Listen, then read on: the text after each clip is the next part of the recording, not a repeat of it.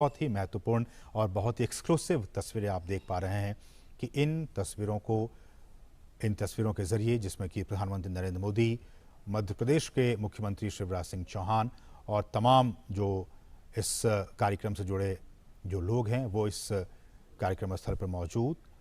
और ये देखिए, प्रधानमंत्री उन तमाम 8 चीतों को, उनके क्रेट्स को अब ये खोल दिया गया।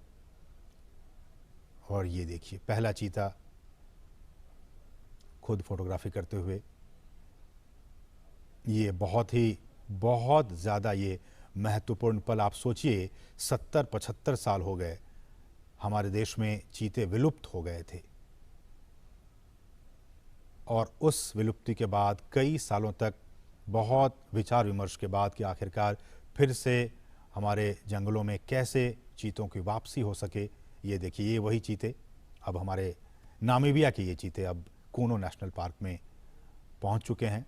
ये आसपास के वातावरण को देख रहे हैं, महसूस कर रहे हैं, क्योंकि एक बहुत ही अलग इन्हें एहसास हो रहा होगा नामीबिया के जंगलों से।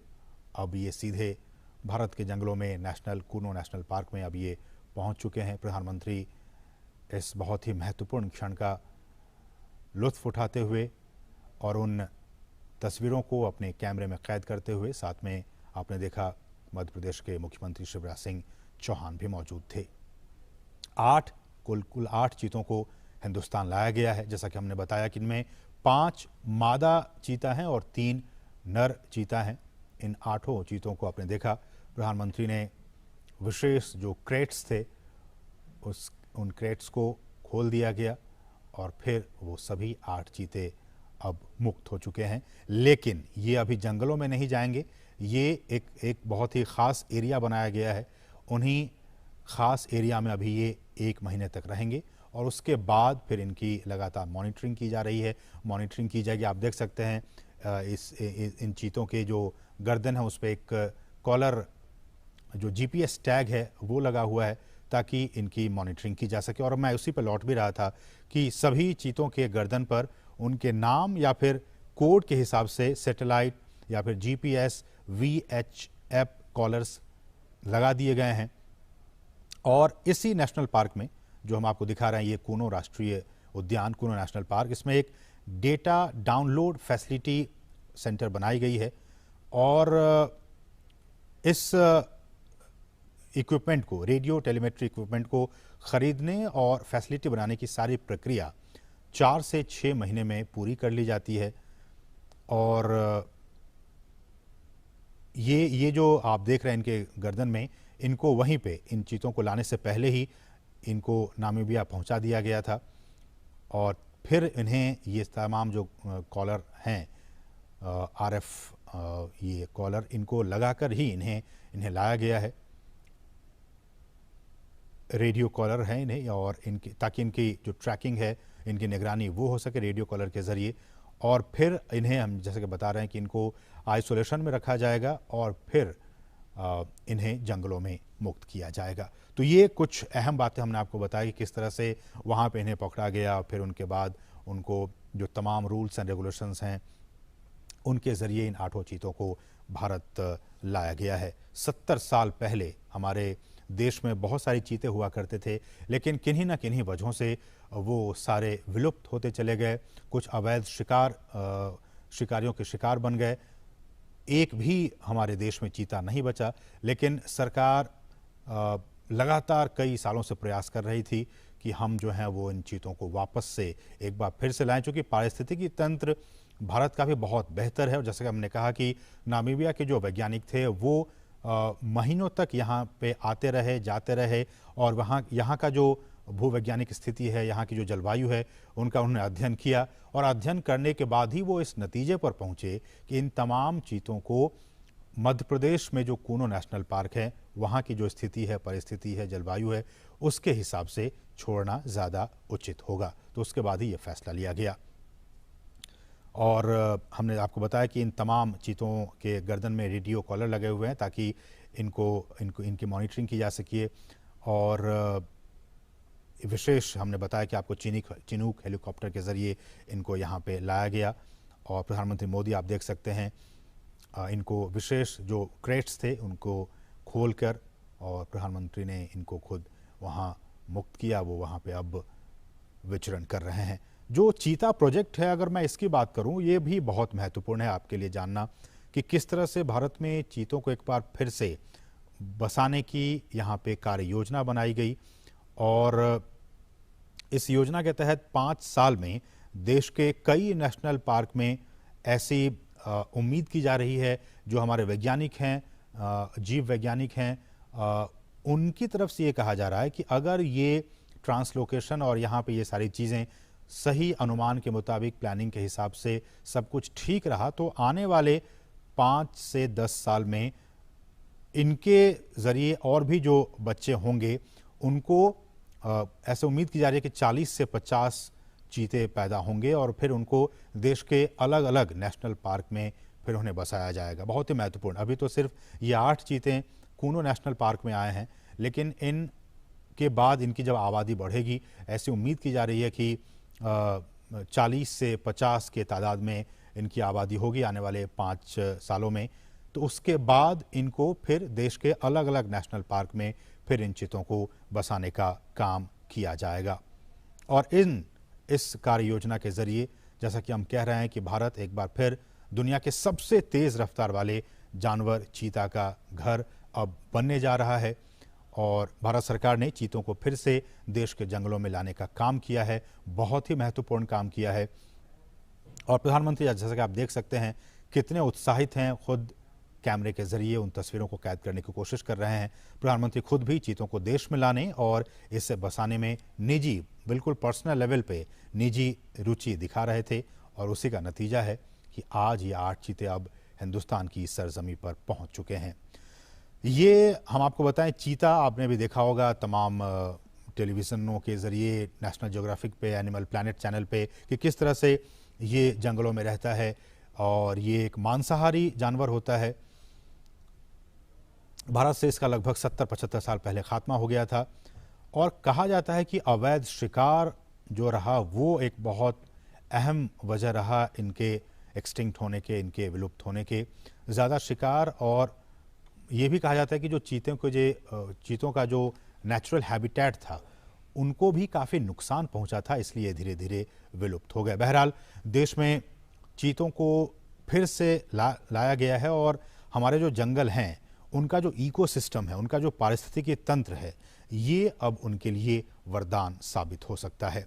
जैसा कि हम सभी जानते हैं कि ये जो जानवर है, ये जो चीता है, वो खुले मैदानों में रहते हैं। उनका आवास मुख्य रूप से वहीं होता है जहां उनके लिए शिकार अच्छी खासी तादाद में मौजूद होते हैं।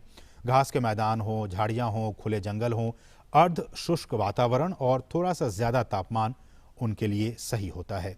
तो थोड़ा ज़्यादा तापमान हो, हम जानते हैं कि मध्य प्रदेश का ये इलाका ज़्यादा तापमान इनका रहता है यहाँ पे 12 महीने, इसलिए भी हमारे जो वैज्ञानिक हैं उन्होंने कहा कि ये काफ़ी उचित होगा यहाँ पे इन्हें रखना। घास के मैदान हैं, झाड़ियाँ हैं, खुले जंगल हैं, ये तमाम चीज़ें इनके अनुकूल हैं इनको यहाँ पे रखने के लिए, इसलिए यहाँ पे इन्हें लाया गया। चीतों को बचाने के लिए उनके शिकार करने के आधार, उनको हमें बचाने की ज़रूरत है। उनके शिकार के आधार करने के आधार को हमें बचाना होगा, जिसमें कुछ खतरे में पड़ी प्रजातियां भी शामिल हैं, बल्कि घास के मैदानों की जो दूसरी अन्य लुप्त प्राय प्रजातियां हैं और खुले वनों का जो इकोसिस्टम है, जो पारिस्थितिकी तंत्र है, उन्हें भी हमें बचाना होगा। जिस बेस पे हम वही कह रहे हैं कि जिस बेस पे, जिस आधार पे ये तमाम चीते यहाँ जिंदा रहेंगे, यहाँ रहेंगे, उस बेस को भी, उस आधार को भी हमें बचा कर रखना होगा, तभी तो ये उस इकोसिस्टम में आराम से रह पाएंगे। इसलिए भी हम बार बार ये कह रहे हैं और सरकार भी कह रही है कि उस सिस्टम को, उस बेस को हमें बचा कर रखना होगा। चीतों को वापस लाने से देश में खुले जो जंगल हैं उनको बचाने के काम को भी अब काफ़ी मजबूती मिलेगी। और ये भी देखा गया कि बड़े जो मांसाहारी जानवरों में मानव जो इंटरेस्ट है, ह्यूमन इंटरेस्ट, मानव हितों के साथ संघर्ष चीतों में सबसे कम पाया जाता है। दूसरे जो ऐसे वाइल्ड एनिमल्स होते हैं उनके साथ मैन एनिमल कॉन्फ्लिक्ट होते रहते हैं, अक्सर होते रहते हैं, लेकिन चीतों के साथ ऐसा नहीं है। चीतों के साथ जो मैन एनिमल कॉन्फ्लिक्ट है वो बाकी जो ऐसे एनिमल्स हैं, वाइल्ड एनिमल्स हैं, उनके मुकाबले काफ़ी कम ऑब्जर्व किया गया है, काफ़ी कम देखा गया है। वो सामान्यतया मनुष्यों के लिए खतरा नहीं होते हैं और जो बड़े पशु हैं उन पे भी वो सामान्यतया हमला नहीं करते हैं। और wild life trust of India ने इसकी शुरुआत की थी कि किस तरह से इसको लाया जाए, और दुनिया भर के विशेषज्ञों, पर्यावरण, वन और जलवायु परिवर्तन मंत्रालय सहित भारत सरकार के कई अधिकारियों, राज्य सरकार के अधिकारियों ने इसके लिए कई दौर की बैठकें की। भारत सरकार के अधिकारी, मध्य प्रदेश सरकार के अधिकारी, वन विभाग के अधिकारी, नामीबिया से जुड़े अधिकारी, इन तमाम अधिकारियों की कई महीनों से लगातार बैठकें हो रही थी ताकि ये सारा जो काम है वो बहुत ही इजी वे में हो सके। और इसके लिए जो साइट सर्वे का काम है उसका फैसला लिया गया था। और हालांकि इसके बाद ये भी खबरें आई कि वैसे राज्यों में इन्हें छोड़ा जाए जहां की पहले से चीता पाए जाते थे और उन्हें ही प्रायोरिटी बेसिस पर उन राज्यों को सेलेक्ट किया जाए। तो उसके बाद नाम आया, गुजरात का नाम आया, राजस्थान का नाम आया, छत्तीसगढ़ का नाम आया, मध्य प्रदेश का नाम आया कि ये ऐसे राज्य हैं जहां की आज से 70 साल पहले चीता पाए जाते थे। अब हमारे जो वैज्ञानिक थे, हमारे जो अधिकारी थे, उनके मन में ये आया कि फिर अब इन तमाम जो राज्य हैं, गुजरात, राजस्थान, छत्तीसगढ़, मध्य प्रदेश, ये तमाम राज्यों में से नामीबिया से जो चीते लाए जाएंगे उनके लिए सबसे मुफीद, सबसे एडेप्टेटिव एटमॉस्फेयर कहाँ होगा जहाँ कि वो अपने आप को अच्छे से ढाल सकें। तो फिर जीव विज्ञानियों ने ये फैसला लिया कि इनके लिए मध्य प्रदेश ही सबसे उपयुक्त जगह है। मध्य प्रदेश का कूनो राष्ट्रीय उद्यान सबसे उपयुक्त जगह है जहाँ की इसे रखा जा सकता है, छोड़ा जा सकता है। तो उसके बाद ही यह फैसला लिया गया और फिर नामीबिया से हमने बताया कि किस तरह से इन 8 चीतों को यहाँ पे लाया गया है। अधिकतम दूरी आपने देखा होगा नेशनल ज्योग्राफिक चैनल पे या फिर एनिमल प्लैनेट चैनल पे, किस तरह से ये कितनी स्पीड में इस पृथ्वी पर अगर सबसे स्पीड में अगर दौड़ने वाला कोई प्राणी है तो वो चीता है। अधिकतम गति इसकी 450 मीटर तक ही दौड़ सकता है, लेकिन 1 मिनट में बहुत ज़्यादा स्पीड में ये दौड़ता है। 450 मीटर तक दूरी तक ये दौड़ सकता है अधिकतम गति से। और कहा जाता है कि दौड़ने के दौरान चीते के शरीर का जो तापमान है वो काफ़ी ज़्यादा बढ़ जाता है, इसलिए ये बहुत दूर तक नहीं दौड़ पाते हैं। बहुत स्पीड में दौड़ पाते हैं लेकिन बहुत दूर तक नहीं दौड़ पाते हैं, क्योंकि इससे इनके शरीर का जो हीट है वो काफ़ी बढ़ जाता है। और कहा जाता है कि जो तापमान है इनके शरीर का वो करीब 2.5 डिग्री सेल्सियस तक बढ़ जाता है।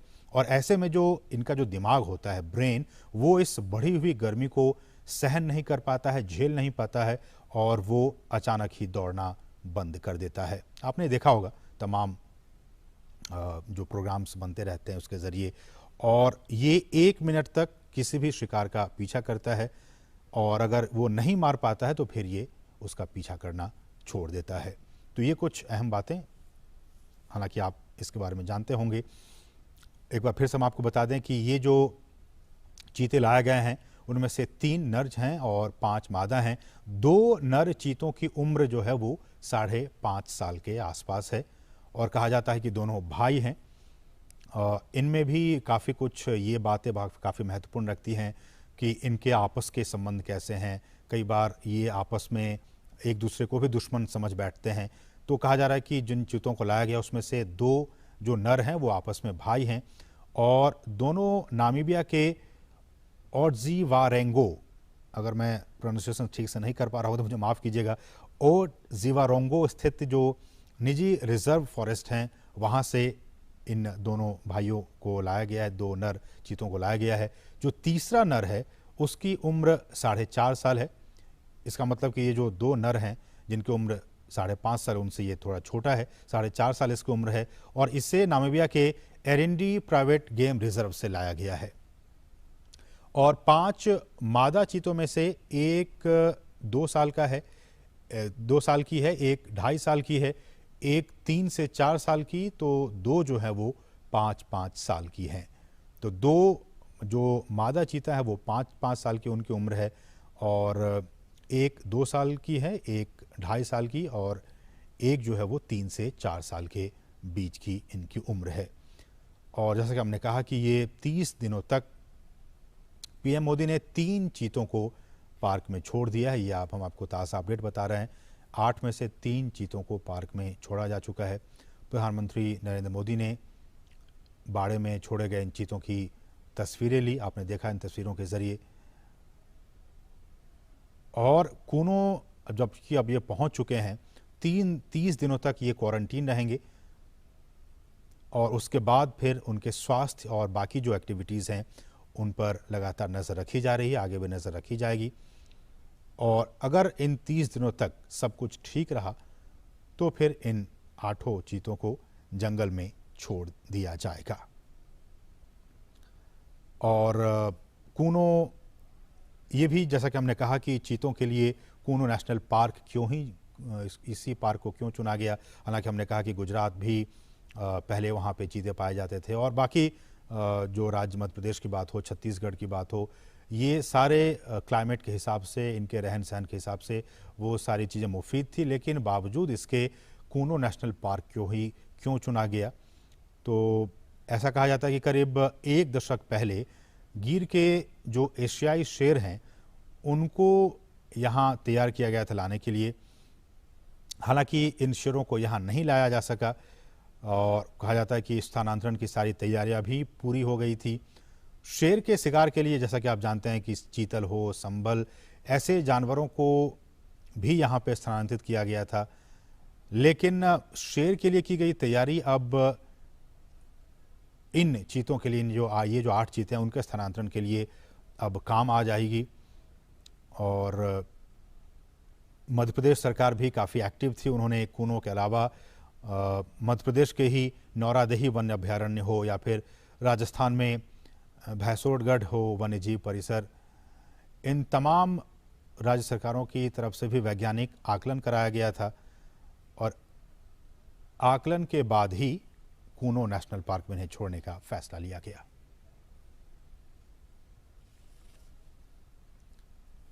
और भारत में 7 दशक के बाद चीतों की वापसी के ऐतिहासिक अवसर पर आइए सुनते हैं प्रधानमंत्री का ये बहुत ही खास संदेश।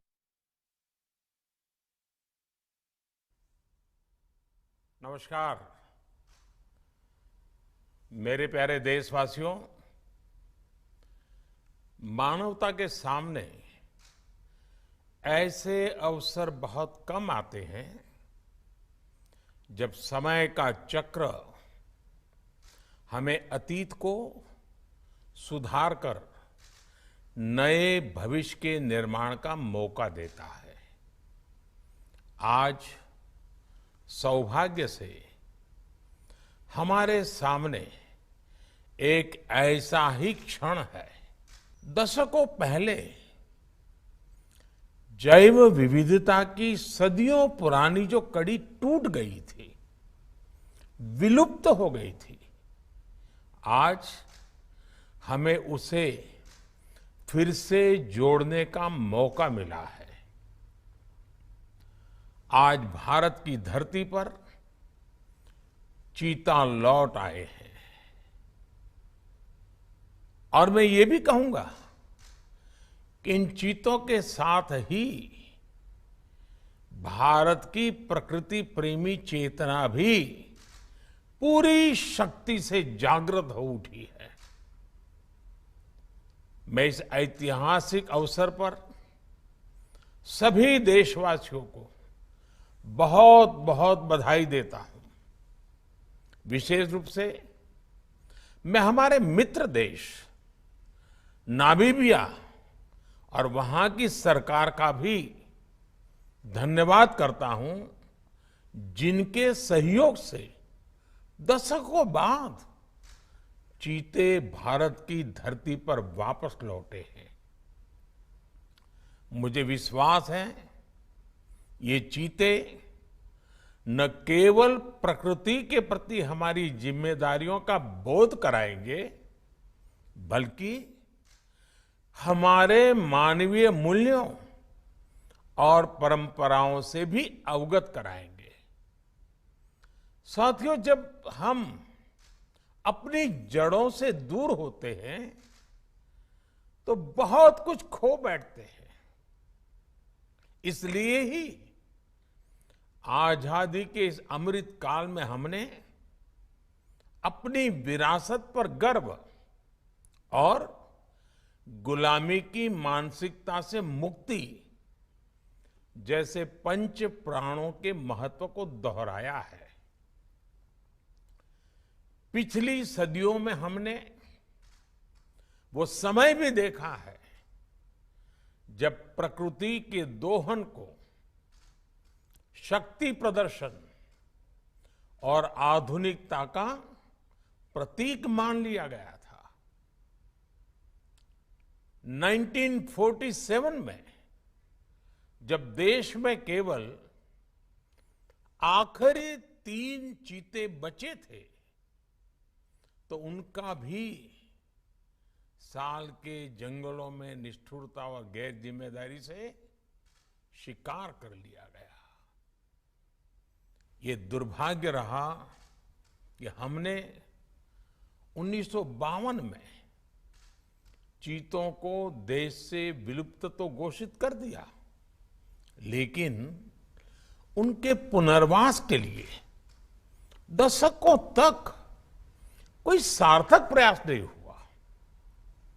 आज आजादी के अमृत काल में अब देश नई ऊर्जा के साथ चीतों के पुनर्वास के लिए जुट गया है। अमृत में तो वो सामर्थ्य होता है जो मृत को भी पुनर्जीवित कर देता है। मुझे खुशी है कि आजादी के अमृत काल में कर्तव्य और विश्वास का ये अमृत हमारी विरासत को, हमारी धरोहरों को और अब चीतों को भी भारत की धरती पर पुनर्जीवित कर रहा है। इसके पीछे हमारी वर्षों की मेहनत है। एक ऐसा कार्य राजनीतिक दृष्टि से जिसे कोई महत्व नहीं देता, उसके पीछे भी हमने भरपूर ऊर्जा लगाई। इसके पीछे एक विस्तृत चीता एक्शन प्लान तैयार किया गया। हमारे वैज्ञानिकों ने लंबी रिसर्च की, साउथ अफ्रीकन और नामीबियाई एक्सपर्ट के साथ मिलकर काम किया।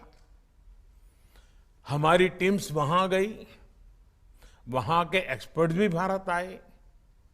पूरे देश में चीतों के लिए सबसे उपयुक्त क्षेत्र के लिए वैज्ञानिक सर्वे किए गए और तब कूनो नेशनल पार्क को इस शुभ शुरुआत के लिए चुना गया।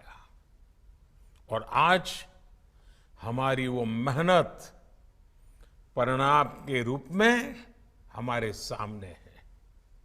साथियों, ये बात सही है कि जब प्रकृति और पर्यावरण का संरक्षण होता है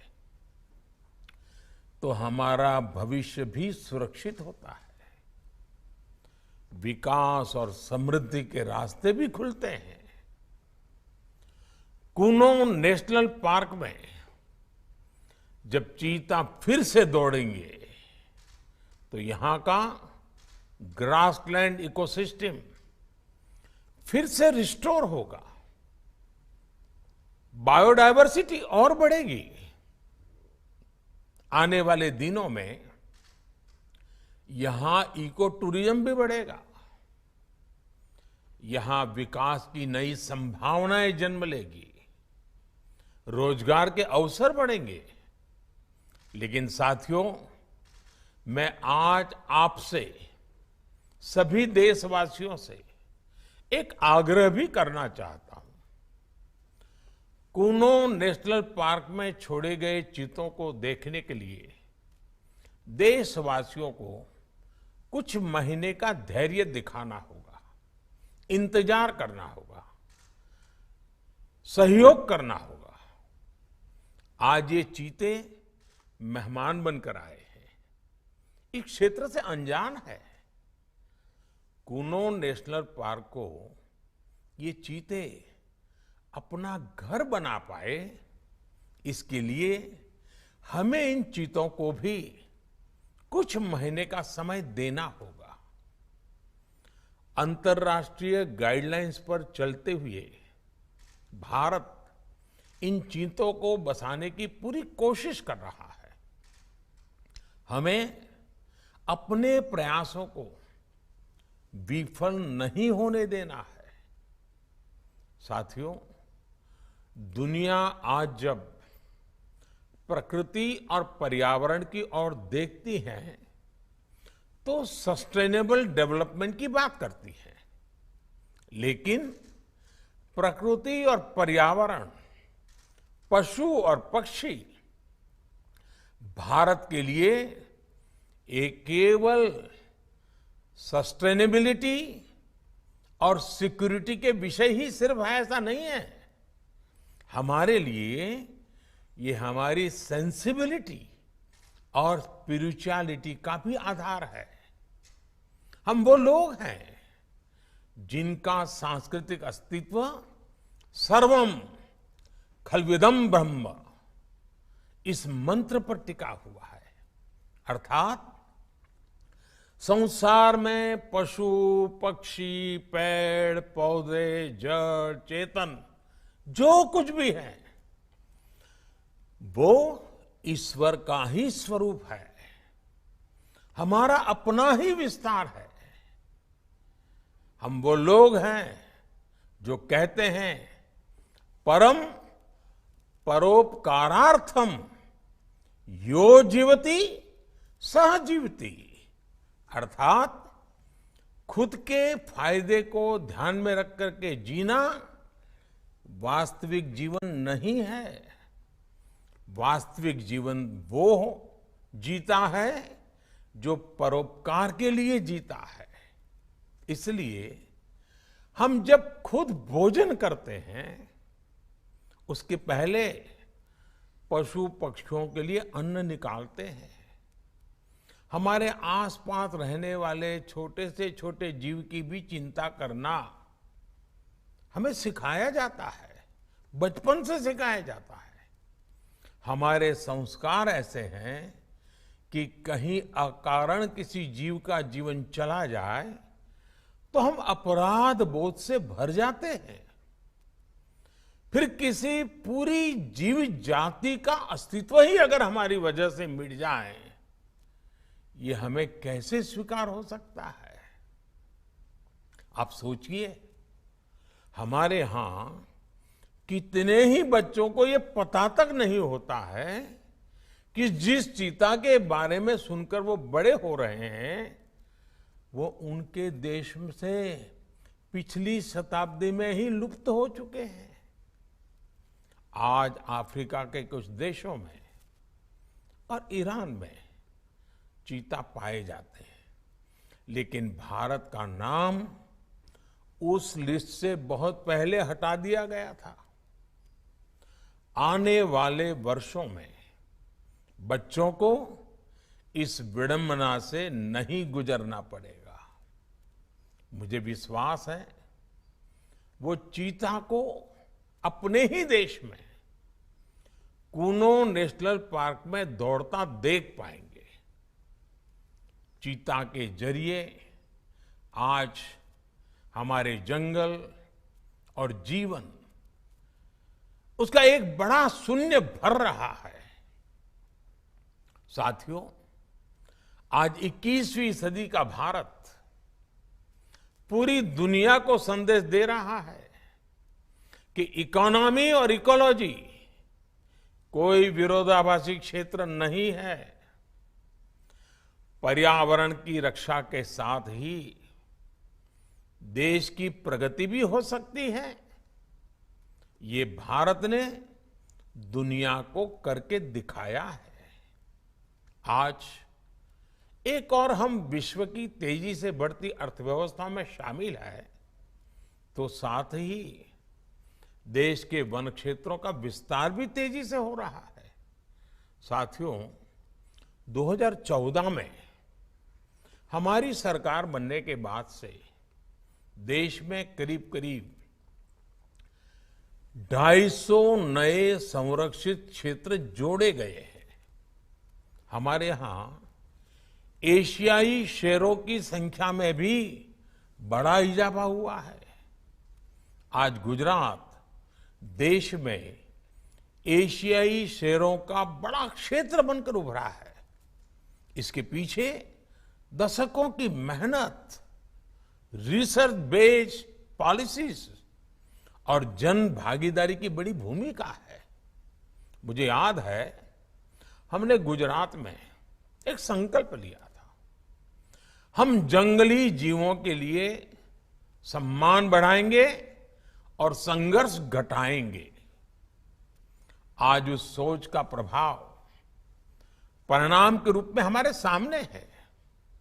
देश में भी टाइगर्स की संख्या को दोगुना करने का जो लक्ष्य तय किया गया था, हमने उसे समय से पहले हासिल किया है। असम में एक समय एक सींग वाले गैंडों का अस्तित्व खतरे में पड़ने लगा था, लेकिन आज उनकी भी संख्या में वृद्धि हुई है। हाथियों की संख्या भी पिछले वर्षों में बढ़कर 30,000 से ज्यादा हो गई है। भाई और बहनों, देश में प्रकृति और पर्यावरण के दृष्टिकोण से जो एक और बड़ा काम हुआ है, वो है वेटलैंड का विस्तार। भारत ही नहीं, पूरी दुनिया में करोड़ों लोगों का जीवन और उनकी जरूरतें वेटलैंड इकोलॉजी पर निर्भर करती हैं। आज देश में 75 वेटलैंड्स को रामसर साइट्स के रूप में घोषित किया गया है, जिनमें 26 साइट्स पिछले 4 वर्षों में ही जोड़ी गई हैं। देश के इन प्रयासों का प्रभाव आने वाली सदियों तक दिखेगा और प्रगति के नए पथ प्रशस्त करेगा। साथियों, आज हमें वैश्विक समस्याओं को, समाधानों को और यहां तक कि अपने जीवन को भी होलिस्टिक वे में देखने की जरूरत है। इसलिए आज भारत ने विश्व के ये LIFE,